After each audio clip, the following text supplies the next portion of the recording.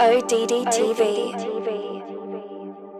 So, on January 3rd, 2018, there was a major malfunction on what's called the International Space Station. In a video on NASA's YouTube channel called Space Station Crew Members Discuss Life in Space with the Media, the three astronauts all disappear simultaneously while the background layer of the ISS remains intact. Thank you very much again. Thank you for your time. Have a good flight and many more exciting experiments on the orbit. Thanks a lot.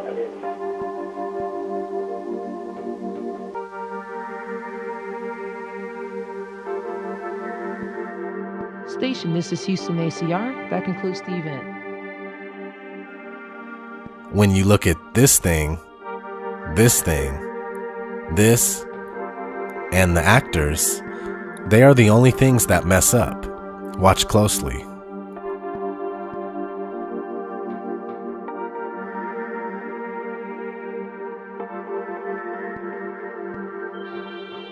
This is a big deal because it means without any doubt whatsoever that there was live editing and video manipulation. Not only would the background get scrambled as well, but these guys wouldn't all disappear at the same time. So check that one out on NASA's channel. I'll leave a link in the description. There are a lot of us that have been showing this stuff for years, and people are waking up to the deception, while some refuse to acknowledge it. In fact, many people hold the idea of outer space and NASA very near and dear to their hearts. So much so that when they are shown this evidence, their ego won't allow them to accept that space is a hoax. Years of psychological programming through various media doesn't help either. But whether we like it or not, NASA and all the other space agencies are lying to the world. They're lying to you. They're lying to your kids. We've caught NASA too many times to count at this point. We catch them glitching,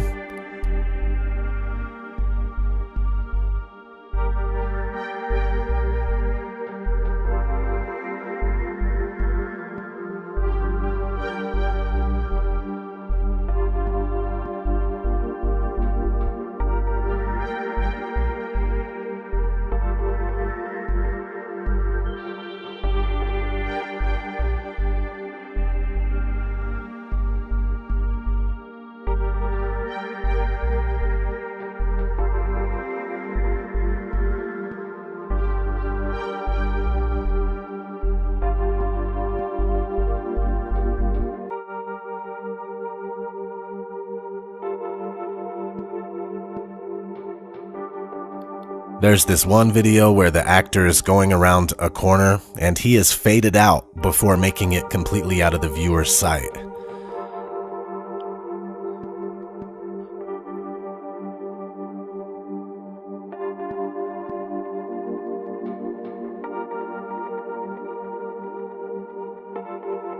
Let's not forget space bubbles.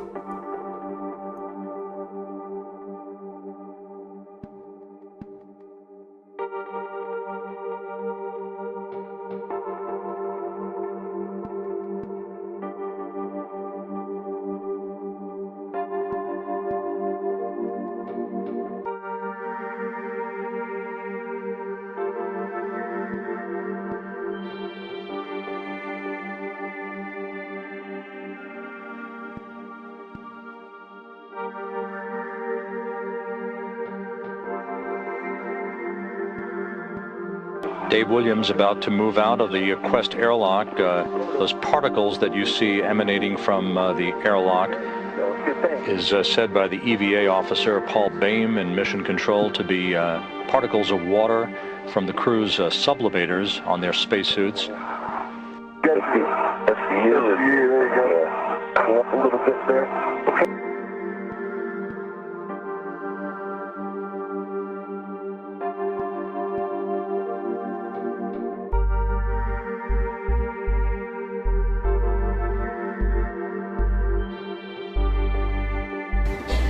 So many times during spacewalks outside the International Space Station, we can see air bubbles rising up. Can you touch on how there are air bubbles in space? Can you be more specific? Air bubbles? So yeah, like a lot of times during the footage, the NASA footage, you can see bubbles coming up out of the helmets or kind of from underneath you. How do you explain bubbles in space? Yeah, I'm not sure exactly what you're talking about. Oh, and it just happens that actors train in an underwater tank.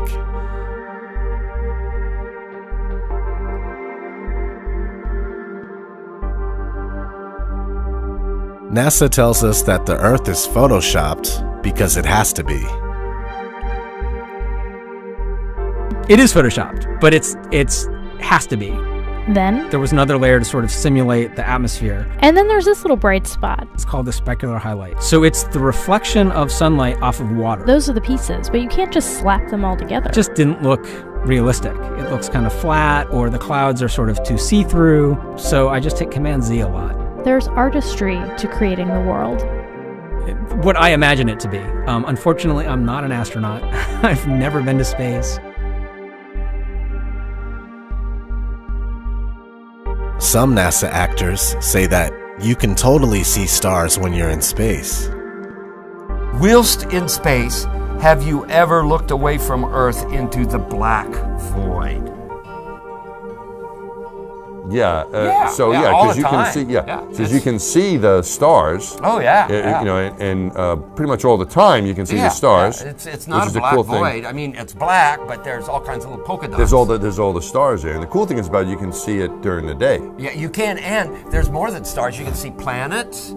You can see moons. You see the gas Magellan clouds of the Milky you Way see galaxy. the Magellanic clouds. Magellanic. See, I just wanted the Magellan there's a large clouds. one I didn't and a want to small one, right? Yeah. And then you can see the zodiacal light. Whoa.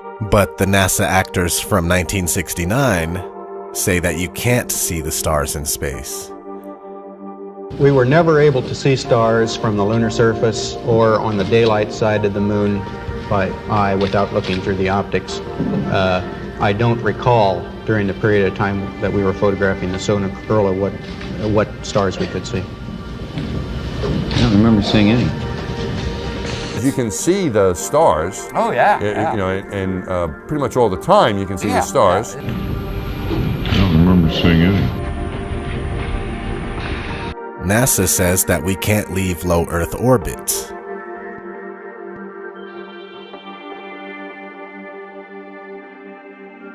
Right now, we only can fly in Earth orbit. That's the farthest that we can go. The kinds of technologies that we're testing out on Space Station are definitely helping us with our goals of going beyond low Earth orbit.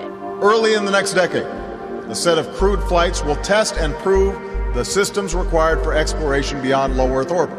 And this is really the beginning, I think, of human beings leaving low Earth orbit. One thing I really want your generation to embrace is that the Earth is a closed system. We cannot leave the Earth.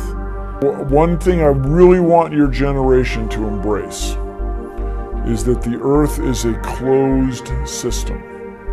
We cannot leave the Earth. NASA tells us that they lost the 1960s technology that took us to the moon. I'd go to the moon in a nanosecond. The problem is we don't have the technology to do that anymore. We used to, but we destroyed that technology, and it's a painful process to build it back again. The ultimate destination is Mars.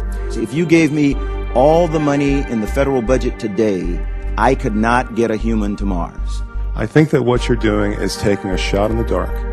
You have no way of knowing if any commercial entity will ever be able to put a man in orbit, no matter how much money you throw at them. What you're doing is you're taking NASA's manned space program and making it a faith-based initiative. I yield the rest of my time. NASA also says that they lost the telemetry data for the moon missions. I haven't seen anything that indicates the telemetry data is even in existence, and as I said, even if we had it, we don't have the machines to play it back. Unfortunately, I'm afraid I can't really give you much of a clue as to where this data ended up and whether it still exists or not. Speaking of fabricated moon missions, we as humanity have been being systematically brainwashed to accept the moon landing when they finally did fake it.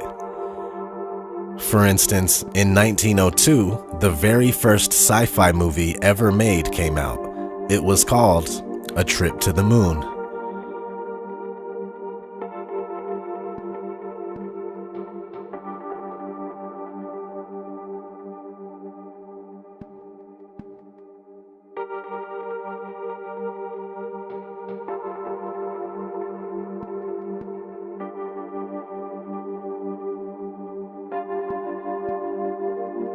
The guy who made this, George Méliès, made all sorts of similar short movies around the same time.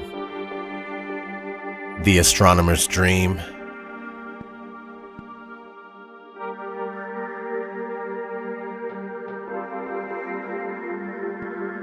Impossible Voyage,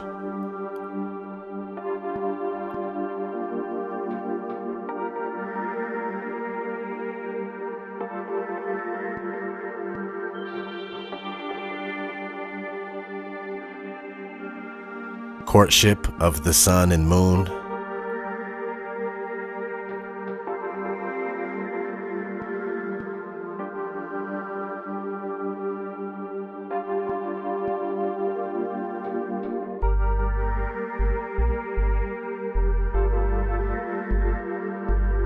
Conquest of the Pole, the North Pole that is.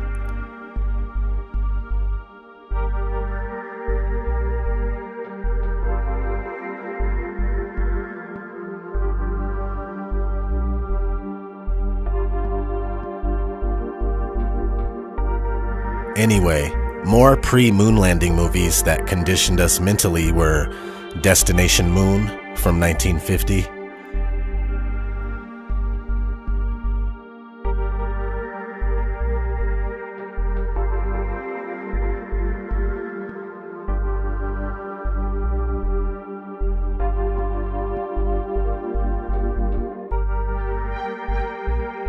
(1955) Conquest of Space,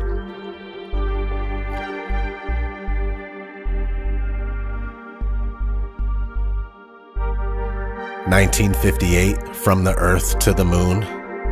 That's the same year NASA was established. 1960, 12 to the Moon.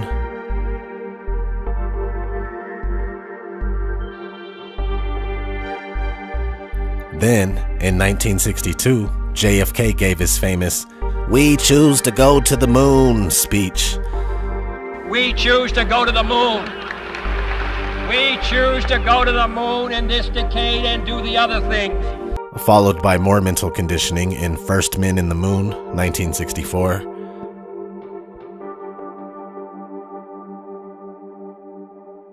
And Jules Verne's Rocket to the Moon in 1967. In 1969, NASA goes to the moon for the first time, where President Nixon talked to them on the phone with no problem. Hello, Neil and Buzz. I'm talking to you by telephone from the Oval Room at the White House. And this certainly has to be the most historic telephone call ever made from the White House. I just can't tell you how proud we all are of what you have done.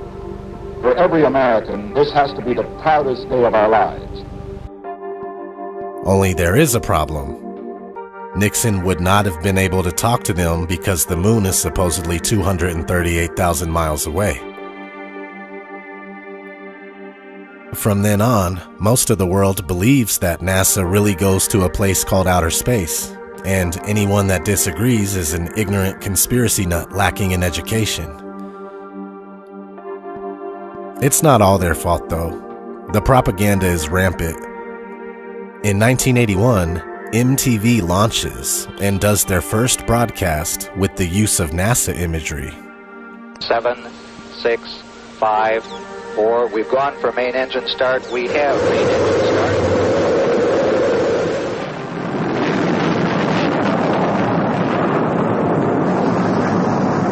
Ladies and gentlemen, rock and roll.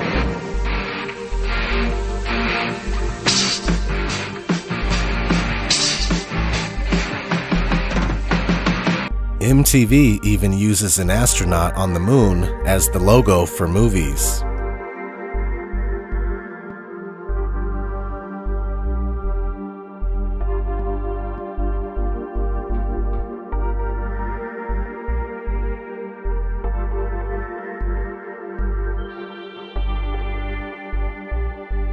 And they give out the astronaut statue for Best Music Video Award.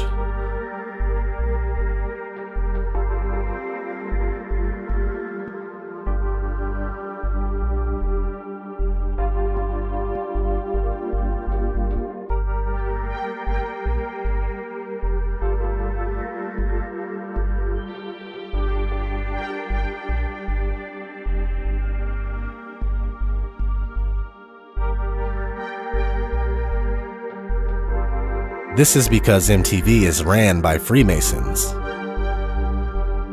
They even operate out of a Freemasonic temple.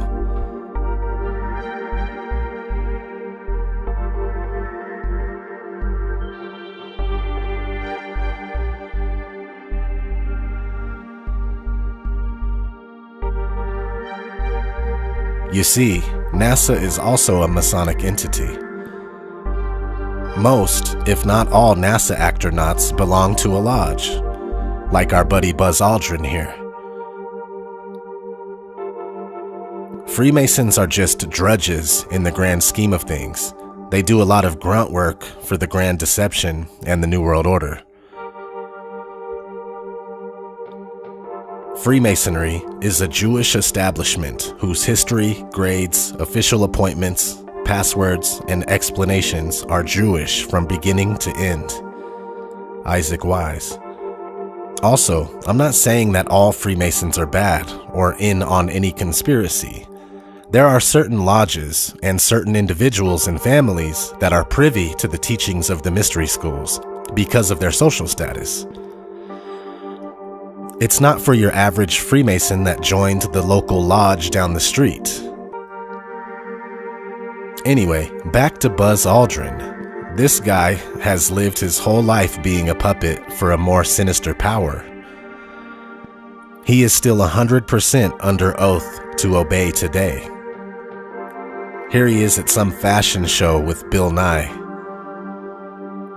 Looking good, Buzz, looking good.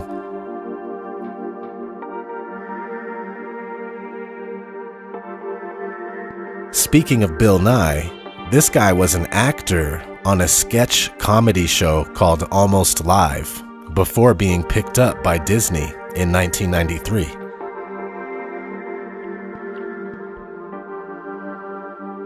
We all love Disney, right? Well, Disney, with the 666 in his logo, has a special club at Disneyland called Club 33. And if that wasn't enough, Walt Disney helped found NASA along with Werner von Braun, L. Ron Hubbard, and Jack Parsons.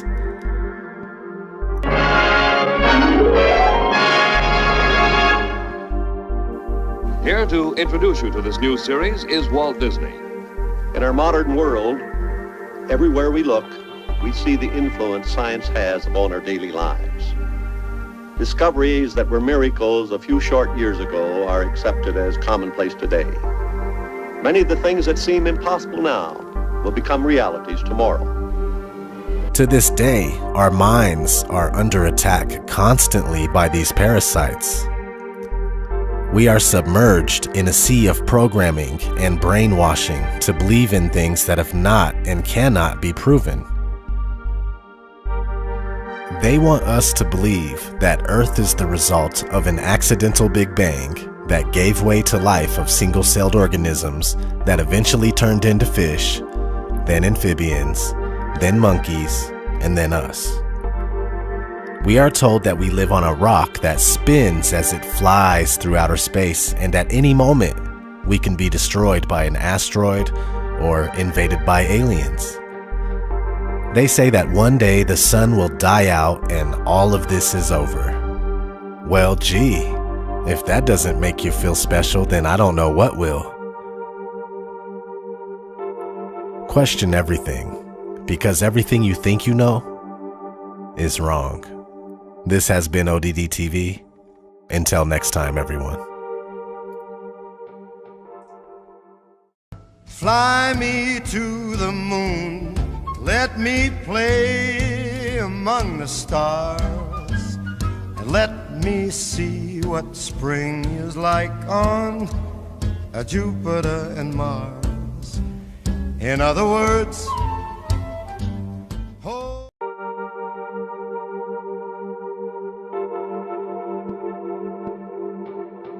ODD TV. So, on January 3rd, 2018, there was a major malfunction on what's called the International Space Station. In a video on NASA's YouTube channel called Space Station Crew Members Discuss. Check that one out on NASA's channel. I'll leave a link in the description. There are a lot of us that have been showing this stuff for years, and people are waking up to the deception, while some refuse to acknowledge it. In fact, many people hold the idea of outer space and NASA very near and dear to their hearts.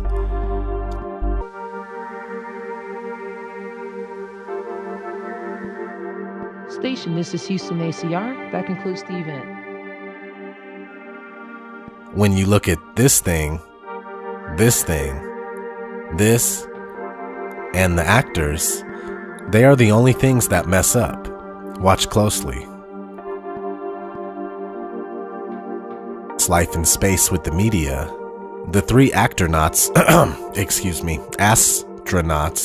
all disappear simultaneously while the background layer of the ISS remains intact. Thank you very much again. Thank you for your time. Have a good flight and many more exciting experiments on the orbit. Thanks a lot.